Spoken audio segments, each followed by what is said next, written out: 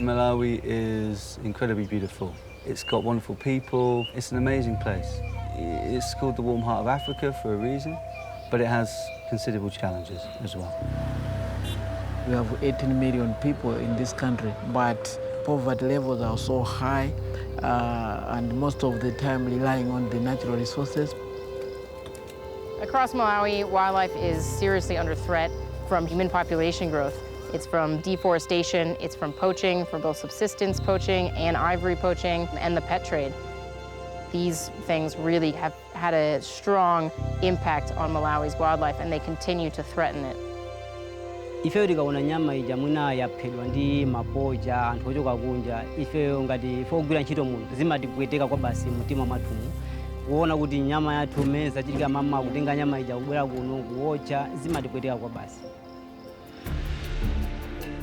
We are out there in the field trying to get the information out about why we need to conserve nature. When people get inspired, they have passion to promote or to get engaged in supporting whatever conservation initiatives there are.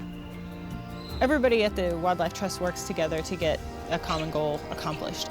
And I think that's great, is that everyone is super focused. None of us could do what we're doing without the rest of us. 10 years ago, Malawi's wildlife was in a bit of a state of crisis. We were losing hundreds of elephants every year, as well as all the other species. Wildlife numbers, particularly of iconic species, are now starting to slowly improve. We're starting to see an upturn. We are looking at a positive future for Malawi as far as conservation of wildlife is concerned. And with the continued support from organizations, cooperating partners like Lilongwe Wildlife Trust, we are sure we will maintain the momentum. It's an absolute privilege being involved in this type of work with the Lilongwe Wildlife Trust.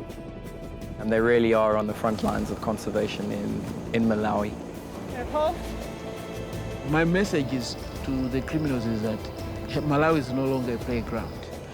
They come here and they should be assured that they will spend the rest of their life in jail.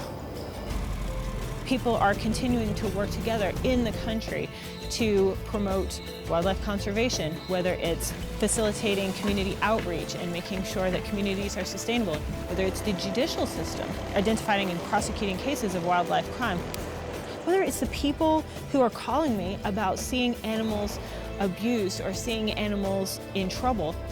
And it's so exciting to be a part of that. And I know that Malawi is going to keep being a leader in wildlife conservation. My plea is to the donor community, the cooperating partners, not to get tired of us, but to continue assisting us. And they should feel proud that they are part or they are going to be part of this recovery of wildlife in Malawi.